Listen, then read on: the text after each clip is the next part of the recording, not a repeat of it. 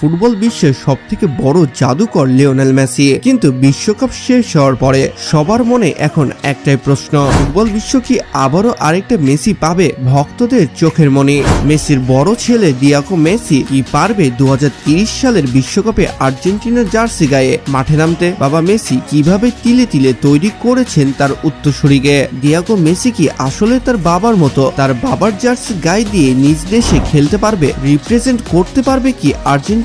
আজকের এই ভিডিওতে আমরা তাই জানতে চলেছি।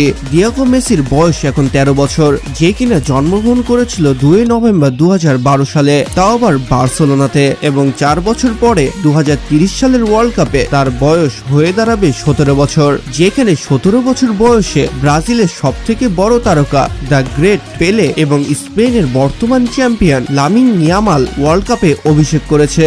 তাহলে কি লামিন ইয়ামাল ও পেলের মতো এরকম কম বয়সেই লিওনেল মেসির ছেলের অভিষেক ঘটবে? আবার ওয়ার্ল্ড কাপের মতো মহামঞ্চে ইন্টার মিয়ামি অনূর্ধ্ব-14 দলের হয়ে ডিয়েগো গোল করে, অ্যাসিস্ট এবং টুর্নামেন্ট শেষে ট্রফি নিজের হাতেও তুলে নেয়। অনেকেই হয়তো জানেন না, ডিয়েগো মেসি এখন কেবল মেসির ছেলে নয়, সে নিজেই নিজের পরিচয় তৈরি করছে। ইন্টার মায়ামি যুব দলের হয়ে সে এখন মাঠ মাতাচ্ছে।